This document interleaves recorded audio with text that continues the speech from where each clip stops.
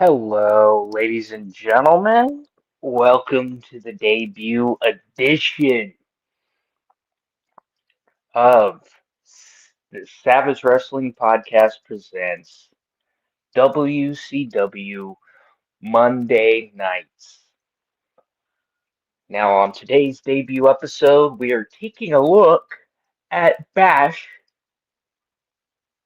at the Beach 1997, which took place 28 years ago yesterday. I watched the show before, I watched the show the morning before and was just kind of really tired and wasn't able to record the debut episode the day of, so I do apologize for that. But let's talk about it. WCW in 1997 is on top of the wrestling world. They have beaten the WWF on a consistent basis and will do so until I think early or late 1998.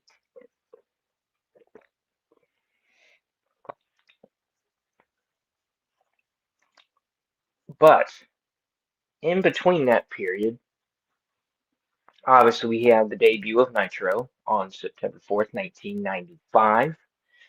And then we have the debut of Scott Hall in the summer, in the leading into the summer of 1996, then at Bash at the Beach 1996, the New World Order has taken shape and is taking hold of WCW.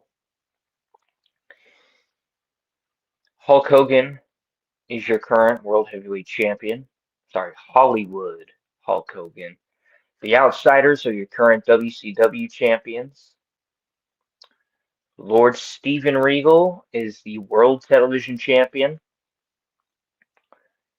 Jeff Jarrett is your current United States champion after defeating Dean Malenko on the Go Home Night Show to the show. Fix is your WCW Cruiserweight champion, and I think I've hit on all the champions. Oh, and then Akira Hokuto is the WCW Women's World Champion. Now, why do I bring up the WCW Women's World Championship? Because it's defended here on the show for the last time. Um, yeah, yeah. WCW was trying to get a women's division in 1997, and yep, you heard that correctly. Women's wrestling in 1997 didn't have a whole lot of talent, and Medusa was the only female at the time that was under contract to WCW at the time, so Eric Bischoff would have to bring in favors from New Japan to have Medusa have some opponents. But without further ado, ladies and gentlemen, let's get into the show. The first match will be a respect match between Psychosis and Ultimate Dragon. Over the last oh, over the last few weeks, since losing his title at Slamboree at the hands of his former mentor, Sonny Ono, Ultimate Dragon has been hell-bent in getting his hands on Sonny, and at every turn, Sonny escapes and either costs Dragon his matches or he escapes, which is what got us here. Match starts off really well with the two trading moves that at the time no one was seeing in the WWF. Psychosis had a suicide dive to the outside, and the crowd was just very into it. See two instances here of Ultimate Dragon getting his hands on Sonny, only to be stopped by Psychosis.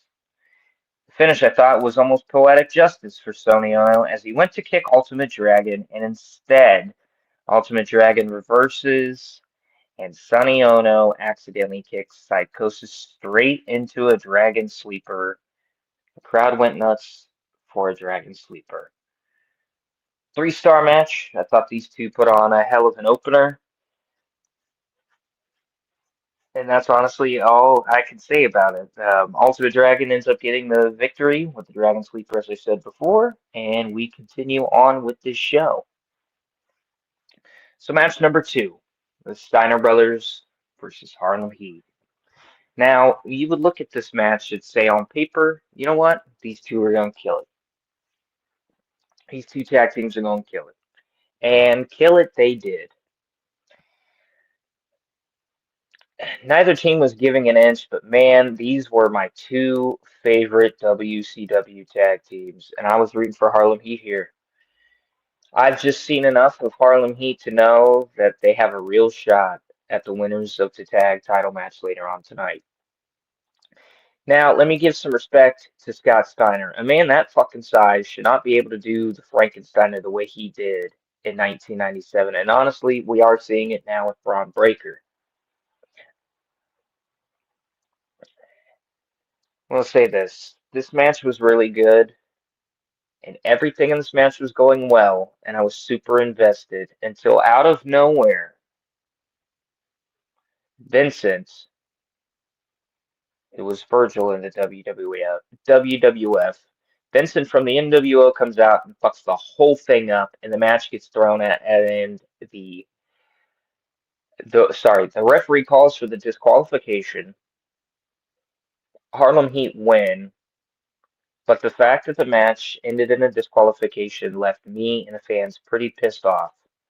However, Rick and Scott proceed to beat Vincent's ass and give him their finish. Solid match, but a bullshit ending. Match number three, Hugh Morris versus Conan. This match could have easily been done as a dark match and because it killed the crowd in my opinion, and they weren't into it very all at all, and neither was I. This match was just slowed down to the point where it got boring. This is boring chance.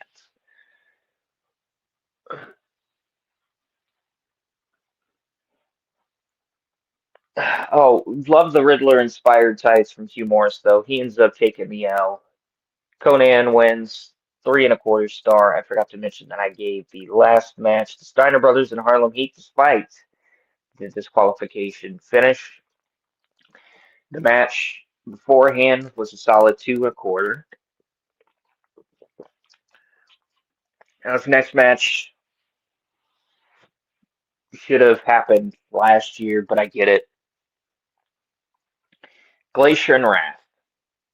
You know, if I've said it once, I'll say it again, and I'm willing to give things a chance, but this storyline just sucks. It's the wrong place, wrong time. Mortis is handcuffed to the rope, by the way. That was added on WCW Saturday Night. Now let me bring up WCW Saturday Night for a second. I know that I'm watching through the entire Nitro era, and WCW Saturday Night is included in that until Thunder debuts, but WWE does not have the 1996-97 versions of WCW Saturday Night, so I can't watch those. So I do apologize for that. But if anybody knows where I could watch episodes of WCW Saturday Night, hit me up on my X account at Aaron Baker 1995 with a link, and I would appreciate it. That was the biggest move of the match, Tony Schiavone. Tony Schiavone said, and it was an understatement in this match, and it was a superplex. Finish came when Mortis tried to throw a chain to Wrath. It was overthrown, while James Vandenberg had referee Nick Patrick distracted trying to get the handcuff key. The chain is then used by Glacier to get the pinfall. After the match shenanigans, James Vandenberg, aka the Sinister Minister, ends up getting the key, sets Mortis free. The trio then handcuff Glacier and put the beat down on him. WCW referees hold back Mortis Wrath and James Vandenberg while they unhandcuff Glacier. No Ernest Miller here, who helped defend Glacier at Slamboree, but he was brought up by the commentary team. That was one thing that I did find to be rather weird. that there was no Ernest Cat Miller because there was a perfect opportunity for him to come out on this pay-per-view, and he did not. Now here we go. Match number 5. There were 9 total matches on the show, by the way. Match number 5.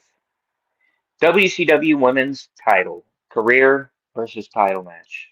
Medusa versus Akira Hokuto.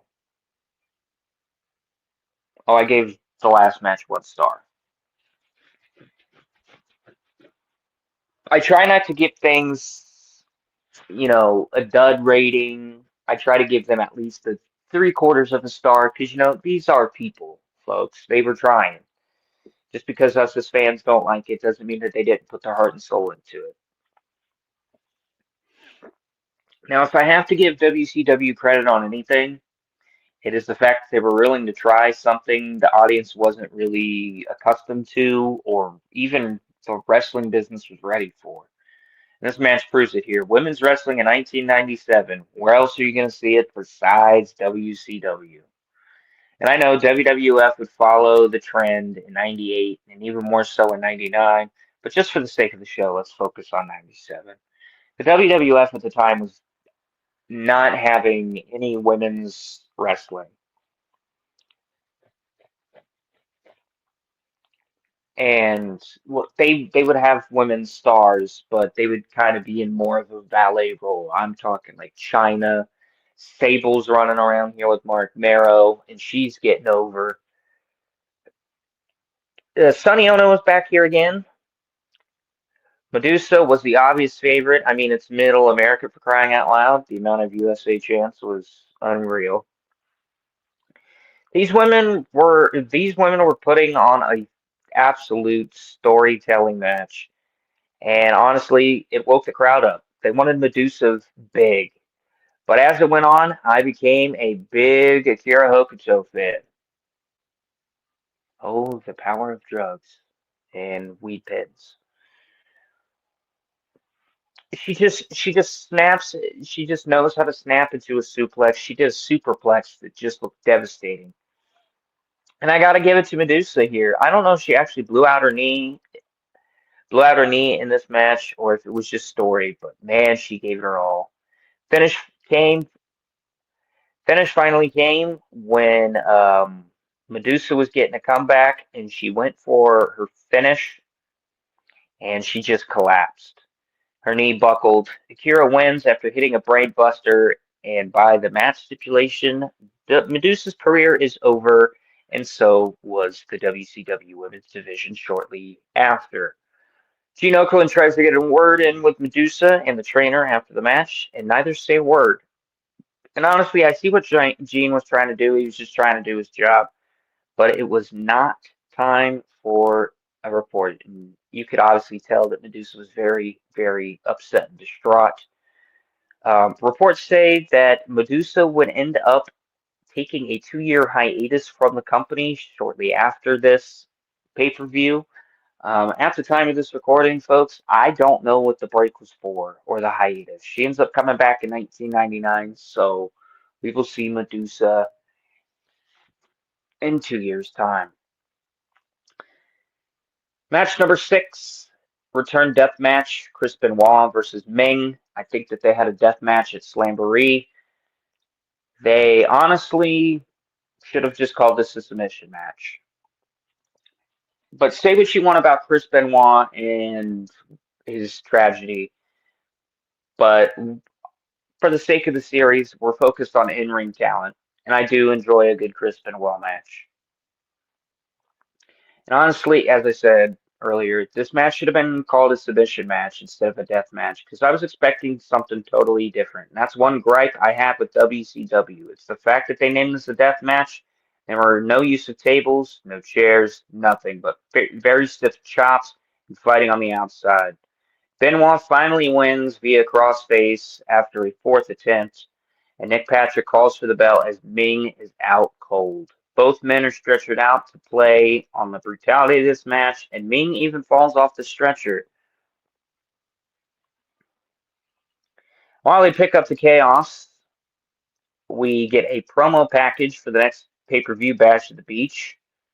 And it will be exactly 1 year since the NWO formed, and they are promoting the tag team match with Hulk Hogan and, that's right, the NBA's bad boy at the time in 1997, Dennis Rodman, will take on Lex Luger and the Giant on the next pay-per-view. So we get to look forward to that. A match that I was not excited for, match number 7, Steve Mongo McMichael versus Kevin Green. Oh, I gave the previous match 2.5 stars, and the women's match, I got to get into, as the series will progress, you'll start seeing I get more into a flow. The women's match, I gave a 2.75 stars. Actually, you know what? We're just going to do it at the end. Back to match number 7. Steve Mongo McMichael versus Kevin Green. This is the second straight pay-per-view where two former NFL greats collide in a WCW ring, and honestly, that's the nicest thing I can really say.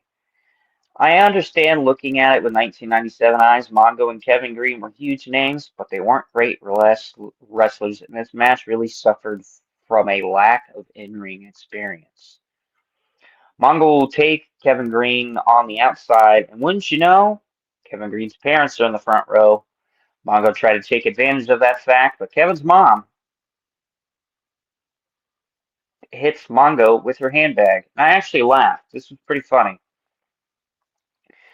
Um, Again, this match really suffers from in-ring experience. The finish comes as Deborah had referee Randy Anderson distracted by, wouldn't you know, the newly crowned United States champion Jeff Jarrett comes out to make the save for Mongo with the briefcase. With a briefcase in hand, he attempts to hit Kevin Green. Kevin ducks, and Jeff hits Mongo, instead costing him the match.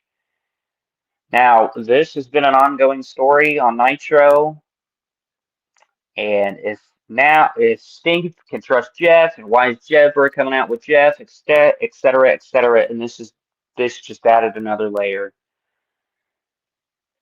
Again, not really one of the premier storylines in WCW.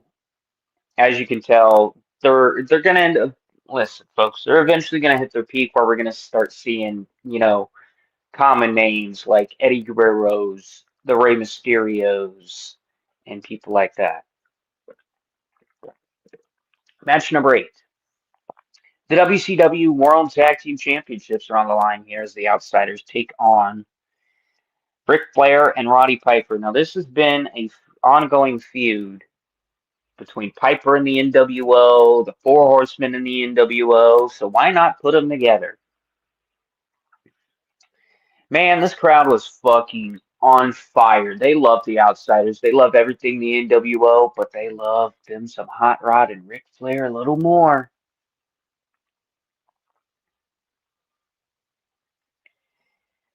Um, I will say this did feel a little overbooked with the amount of times the referee was distracted, or especially when Six interfered, leading to Ric Flair completely disappearing from the match and leaving Roddy Piper on his own to deal with the Wolves, to deal with the Wolf Pack and Kevin Nash and Scott Hall.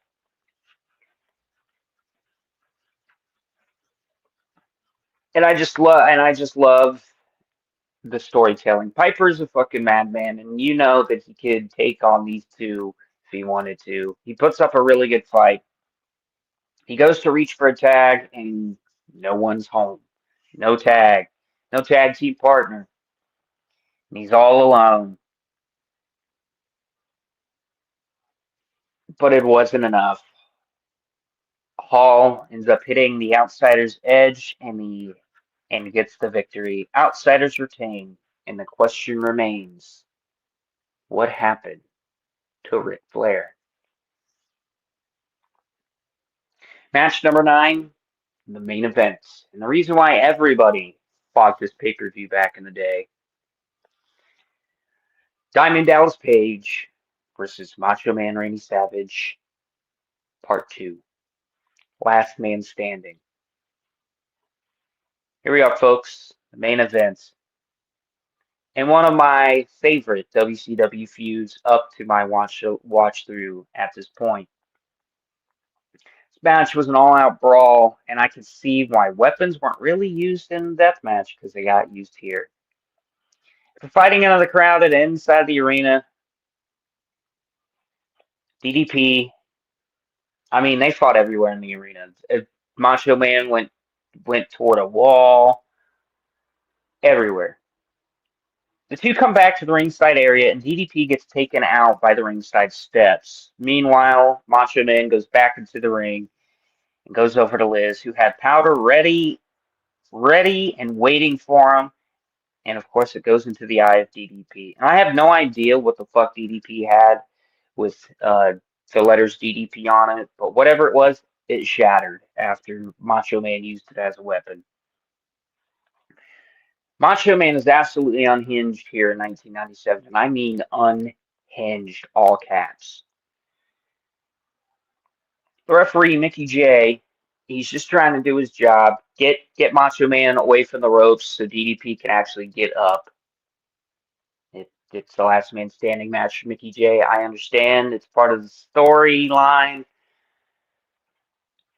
It's just those little things. A rope break in a last man standing match.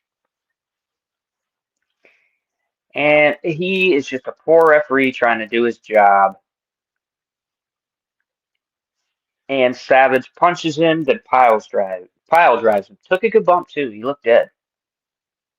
Randy Anderson comes out, tries to help. He gets thrown out. So then we're on the outside again.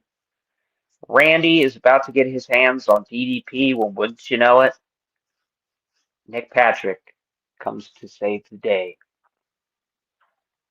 Two continue to brawl and head to what Tony Schiavone alluded to as the WCW VIP area, where fans were having a literal Great American Bash. It was literally like a little section on the outside that had the scene of a picnic. DDP goes through their little makeshift fence there, gets up, hits Savage with a glass plate in a flower pot, and finally putting him through a picnic table and dumping charcoal on Macho Man and uses the grill as a weapon. So we're back at the ringside area, and Savage goes to rip up the ringside padding. It tips a pile driver. Nick Patrick says no. He gets taken out. It's the third referee taken out. Savage goes to attack the cameraman, breaks that camera, and I don't think I've ever been so excited to see a steel chair in my entire life. But here we are. The two continue to brawl. Diamond Dallas Page goes up for would go for the diamond cutter multiple times in this match. But one part in particular is what leads us to the finish.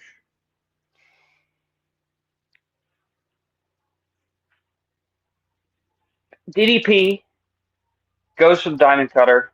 Savage low blows him and attempts to superplex. DDP gets out of the suplex and hits a diamond cutter, and the crowd goes bananas.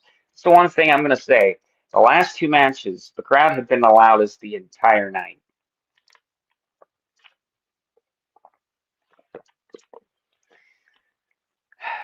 Finish comes,